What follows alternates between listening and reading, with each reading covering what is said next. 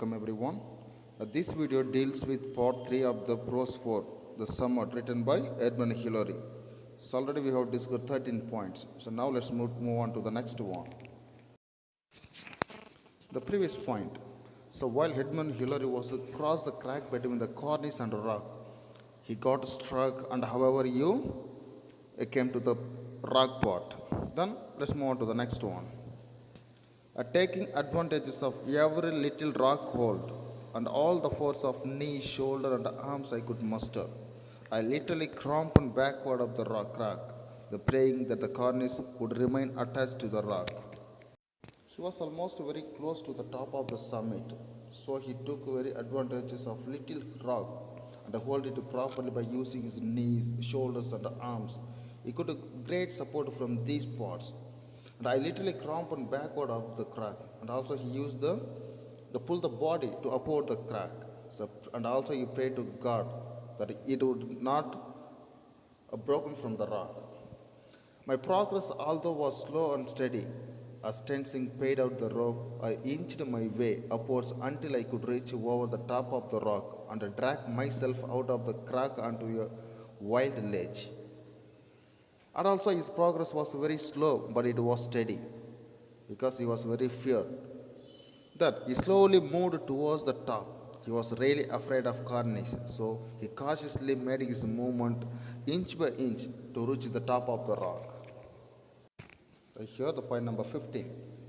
For a few moments I lay regaining my breath, and for the first time really felt the fierce determination that nothing now could stop us reaching the top. After underwent a great struggle, he reached the top of the rock. He felt his breath good and found nothing could stop from his determination.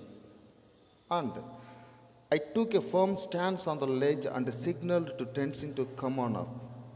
The next day he found a firm rock and also he could express his opinion that he signaled the Tenzin to come up on the rock. As I heaved hard on the rope, the Tenzin wriggled his way up the crop and finally collapsed at the top like a giant fish when it has just been hauled from the sea after a terrible struggle. Then after Hillary, the Tenzin used the rope to come upon, but it was not easy. He just wriggled.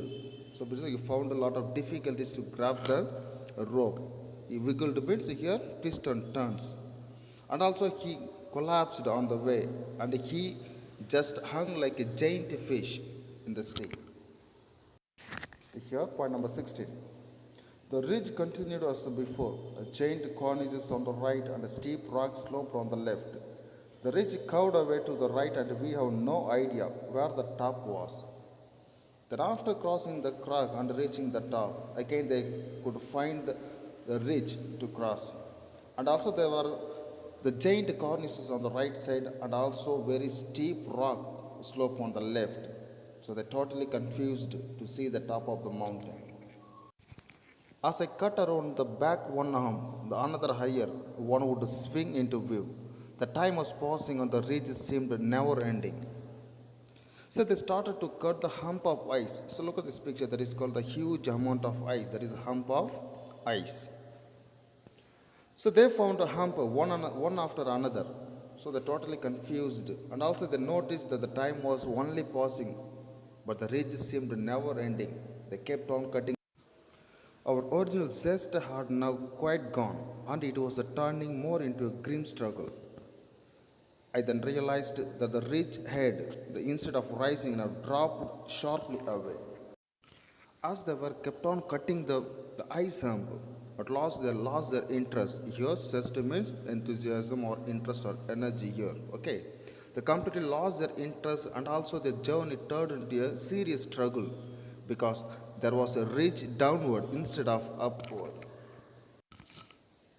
So I looked upward to see a narrow snow ridge running up to the snowy summit.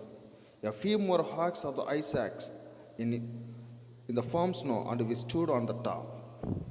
The Hillary looked upward and noticed a snow summit. So after a few more acts of the ice axe, they reached the top of firmer snow, so that was strong enough to hold their weight. So here come to the point number 18. My first feeling were of relief that there were no more steps to cut, no more ridges to traverse, and no more humps to tantalize us with the hopes of success. Then, after reaching the top of the summit, the Hillary became very relieved because there was no more steps to cut, there was no more ridges to cross, and also there was no more humps to cut.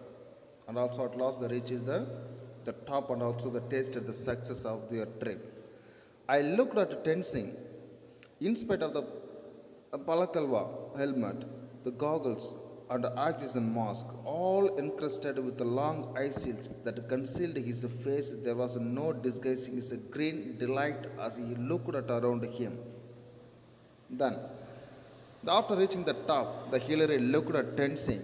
So even he wore the helmet. Look at the face. It's like the monkey cap that is called a Palaklava helmet, and goggles. Goggles means the glass to covers the face, and also oxygen mask. So all encrusted. So all these things will covered with the snow. That's mean icicles. Look at this picture. Icicles means so while the water drops are turned into ice, it's like it's very sharp. So all over his face completely the icicles captured. So his face hide behind the icicles. Look. So that concealed his face, there was no disguising as a grin of delight as he looked all around him. So anyway, so there was a great joy.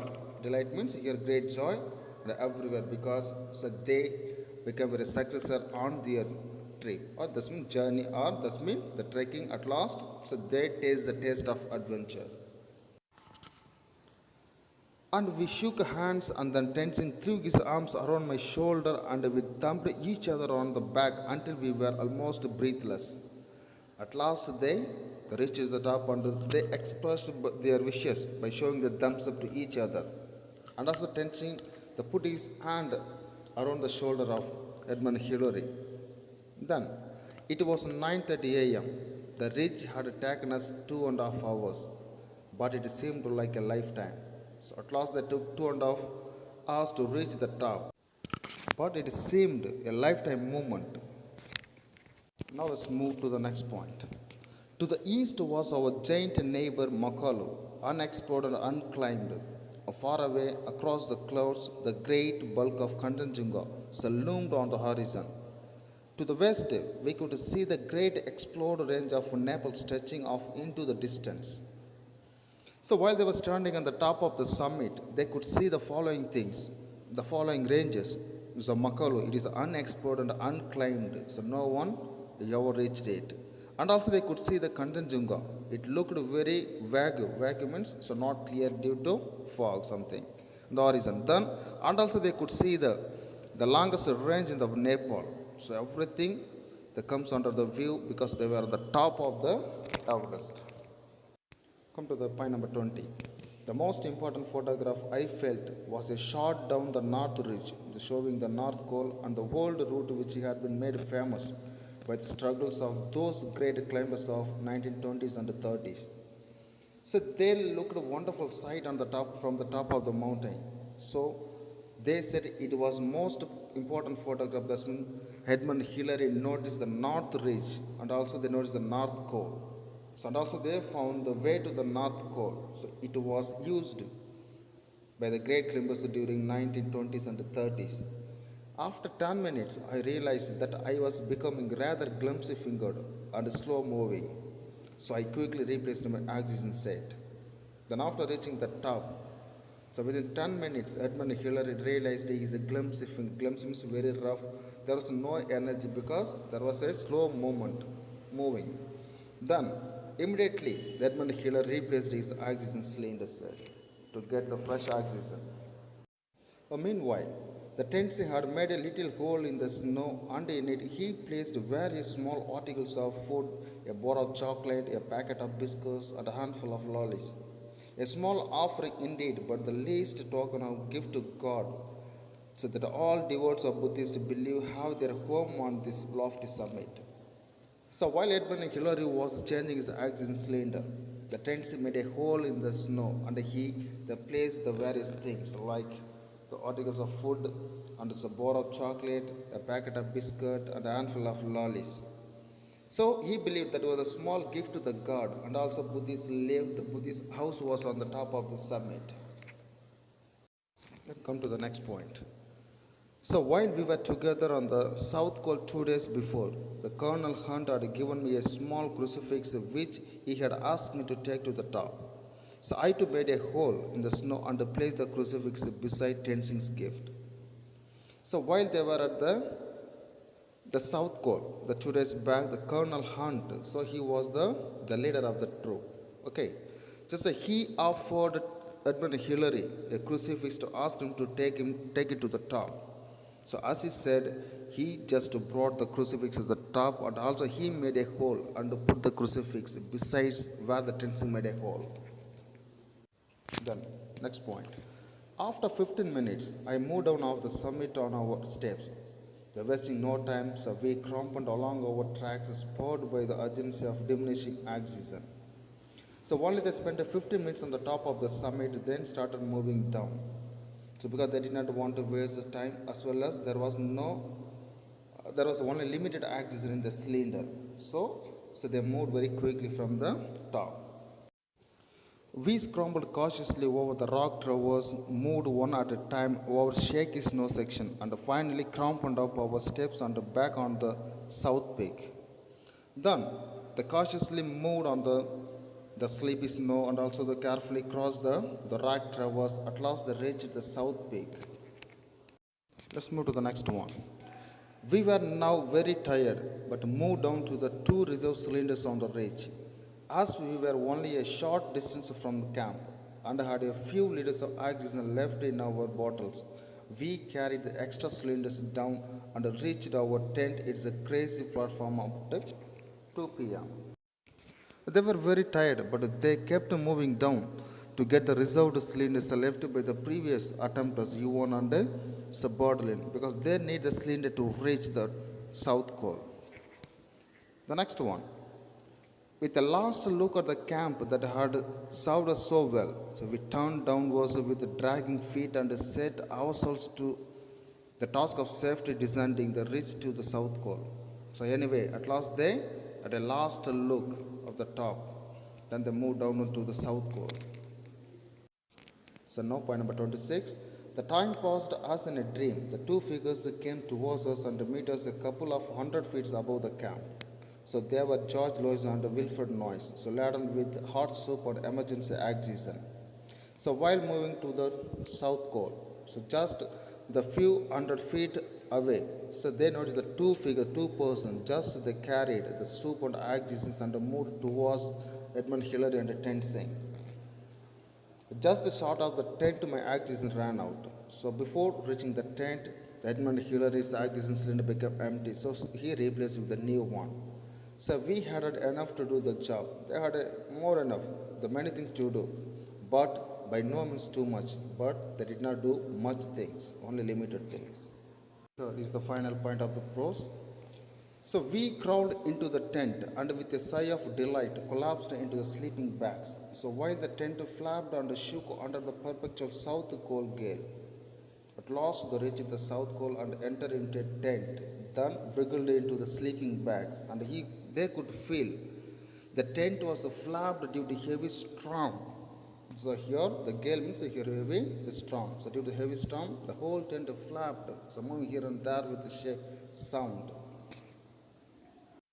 So look at this picture.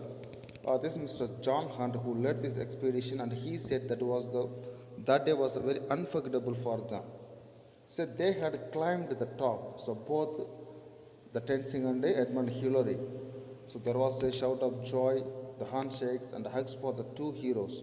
Everyone became very happy, and also they made the shout of joy, and also they shook their hands, and there was a great hugs to the 2 heroes who climbed the top. Their happiness and pride showed how these men had shared in their achievement. So really it was a very proudful moment for them. So they shared their achievement, how they reached the top. That was brilliantly concluded by the Tenzing and Hillary.